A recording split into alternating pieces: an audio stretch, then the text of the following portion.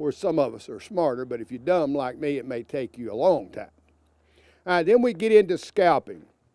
Scalping is when this is the front foot here. That's when the toe of the front foot strikes somewhere up the leg or on the hoof itself of the hind foot. So this is the hind, this is the front. So this is on the same side, okay? So if the horse is doing it, each one of these things can create a fall in a horse. And let me show you just a few. Let's take a look here at some horses. Now, these are athletic horses. These are professional riders. And they know how to ride and they know how to put a saddle on. And you can see these horses falling in races. You can see them tumbling head over heels. And this can get a person seriously injured or even cause death. So we want our horse to be properly shod, okay? And remember this, riding an improperly shod horse endangers the horse, but it also endangers you. And I'm sure when you're looking at that, these horses slipping and falling, and it doesn't take Abraham Lincoln to figure that one out, does it? Okay, then we get into the most dangerous. All of these here is something that's just interfering. Same principle, it can create a fall in a horse. But this one I say is the most dangerous, speed cutting. Now what I'm going to do later on, I'm going to show you, CNN came up about 15 years ago, and when I was working on a horse, and I took a base-wide horse, improperly shot him to create speed cutting. And we have now added that on our test. How do you create speed? Because a farrier can actually create speed cutting by making arrows, and we'll get into that. So all these, gang, these particular problems are created, some by farriers. Now, here's the thing, gang.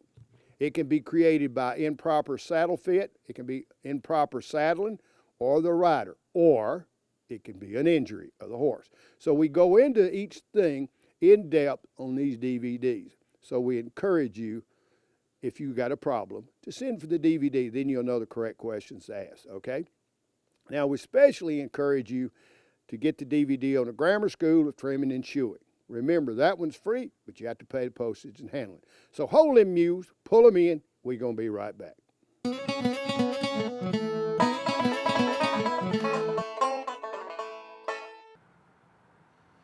Hey, gang, I'm Ralph Casey, host of Horseshoe'en Time, giving you a special invitation to our convention right here in Lafayette, Georgia, October the 22nd and the 23rd.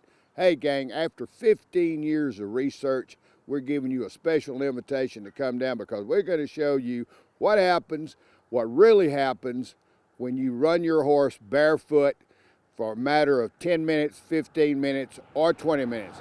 Second, we're going to do shoes, steel shoes versus aluminum shoes. We're going to have a great time. Special, we're going to do a tribute to the past farriers of the Hall of Fame that's passed on. Hey, gang, we're giving you a special invitation. Don't forget now, it's right there on the screen. Call us, and they will give you direction. I'm looking forward to meeting you. For those of you who love horses and want to work outdoors and be your own boss, you may want to consider a career as a certified farrier.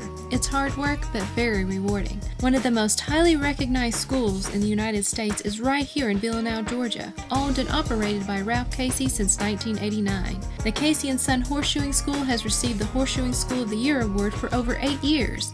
With Casey as your head instructor, you will receive the most up-to-date training in farrier science that is not available at any other school.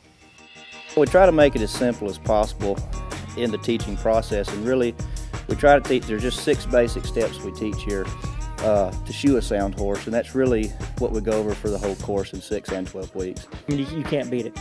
I mean, you learn more, the stress ain't there.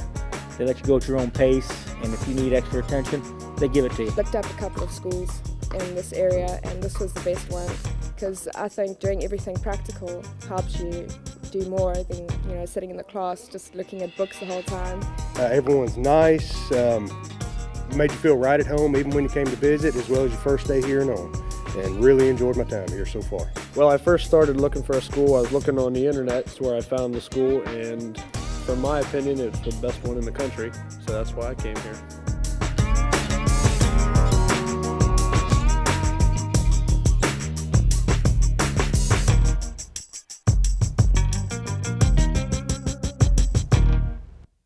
Hey gang, I'm Ralph Casey.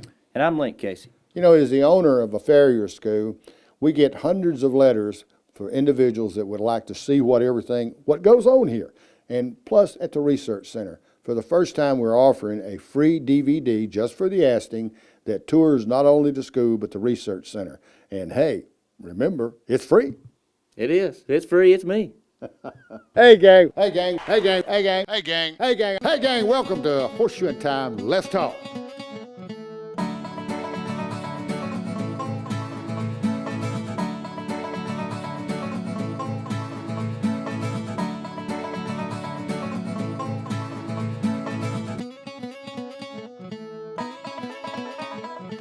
Now that's the whole purpose of having a research center, gang, and a television show where we can actually research things, because throughout history nobody has ever really researched farrier science.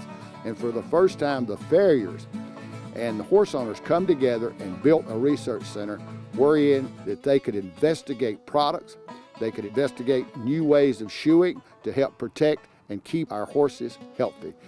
We so tickled that you're watching the show, and hey, grab a horse owner by the arm, twist him a little bit, bring him in, and tell him about our show. Watch us next week on Horseshoe'n Time, and right after that, Horseshoe'n Time, Let's Talk. And remember this, gang, a happy horse makes a happy owner.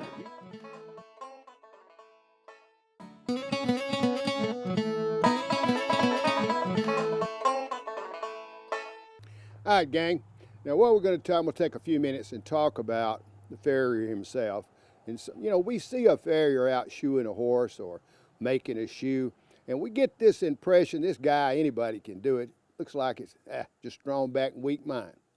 Let me talk just a few minutes about some of the things a good farrier must improve, or some of the things he needs to know. A, the farrier must understand the weight of the horse, the width of the horse, the length of the horse, the motion of the horse, the anatomy of the horse. He must be a horse psychologist. He must be a people psychologist. And here's the thing, he must be a good horseman.